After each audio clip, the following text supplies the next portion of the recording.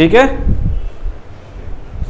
सभी अब ध्यान दें। आज हम बात करने वाले हैं हवाई जहाज़ के जो पंखों की आकृति होती है। आपको मैंने बर्नौली प्रमेय के बारे में तो पढ़ा दिया है, लेकिन आज हम उसके अनुप्रयोग के बारे में चर्चा कर रहे हैं। ठीक है, हम यहाँ पे हवाई जहाज़ के पंखों की जो आकृति होती है वो किस टाइप से होती है उसके बारे में चर्चा कर रहे हैं। ठीक है, अब देखें यहाँ पे, अब यहाँ पे जो हवाई जहाज़ के पंखों की जो आकृति होती है सेफ होती है, कुछ इस टाइप से होती है। ठीक है, अब क्या होगा कि जो नीचे वाली सतह है वो क्या होता है, उसमें जो वक्र होता है वो थोड़ा कम होता है, लेकिन ऊपर वाली में जो ज़्यादा वक्र होता है इसमें। ठीक है, अब क्या होगा, जब आगे से यहाँ से ऐसे हवा आ रही होगी, ठीक है, अब हवा आएगी इस टाइप से, तो यहाँ पे जो नीचे की तरफ जो हवा जा रही है वो कुछ इस टाइप से जाती है। ठीक है, अब मानते हैं जो नीचे की तरफ है जो वेग है वो क्या यहाँ पे v1 है, और ऊपर की तरफ से जो ऐसे जा रहा है यहाँ से इस टाइप से, तो ऊपर जो वेग है वो क्या है, v2 वेग है।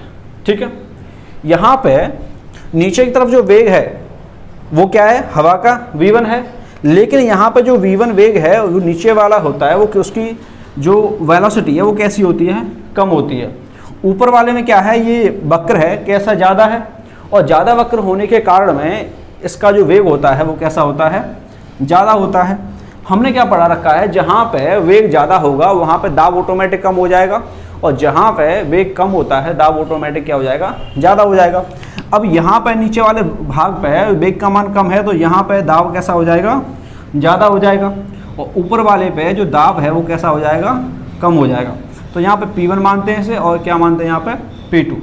अब यहाँ पे जो दाबांतर हो गया, क्या आया, यहाँ पे दाबांतर होगा, क्या होगा, ज़्यादा कौन सा है, ये वाला ज़्यादा है, तो यहाँ पे P1 माइनस का P2 क्या आ गया, P1 माइनस का P2।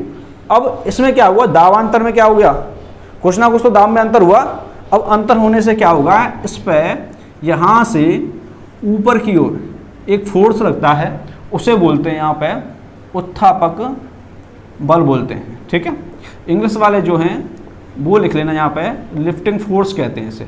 ठीक है, लिफ्टिंग फोर्स का मतलब क्या होता है, जब दाब में नीचे वाली ये सतह है और ऊपर वाली सतह है, इन दोनों में अंतर होगा, तब क्या लगेगा, इस पर एक लिफ्टिंग फोर्स लगता है, जिससे क्या होता है, जहाज नीचे से ऊपर की तरफ थोड़ा थोड़ा उठने लगता है। ठीक है, अब यहाँ से मेन क्वेश्चन, वो खास बात क्या है यहाँ पे, जैसे यहाँ पे दोनों में क्या हुआ, दाबांतर हो गया, तो इसके कारण में क्या लगने लगा, यहाँ पे एक लिफ्टिंग फोर्स लगने लगा, जो यहाँ से नीचे से ऊपर की तरफ इसे लिफ्ट कर रहा है। ठीक है, अब हमें क्या, यहाँ से एक मेन क्वेश्चन उठता है कि हमारा जो ऊपर वाला जो वेग है नीचे वाले की अपेक्षा कितना ज़्यादा अधिक होना चाहिए, तब इस पर लिफ्टिंग फोर्स लगेगा। ठीक है, तो इसका जो आंसर है, क्या आंसर है इसका, यानी हमारा जो v1 की अपेक्षा जो वेग है वो होना चाहिए 8% अधिक होना चाहिए v2 का वेग। ठीक है ना, तभी इस पर लिफ्टिंग फोर्स लगेगा, अन्यथा लिफ्टिंग फोर्स नहीं लगेगा। ज़्यादा लिफ्टिंग फोर्स चाहिए मुझे तो 8% से ज़्यादा करना पड़ेगा, लेकिन अगर 8% से आप इसका जो वेलोसिटी है वो कम रखते हैं तो इस पर लिफ्टिंग फोर्स काम नहीं करेगा। ये सबसे खास बात थी इसकी। ठीक है ना, आज के लिए बस इतना ही करते हैं, छोटी वीडियो है और आगे भी लंबी लंबी वीडियो लाते रहेंगे। ठीक है, सब्सक्राइब करना हो कर देना भाई, कोई बात नहीं, राम भला करेगा तुम्हारा।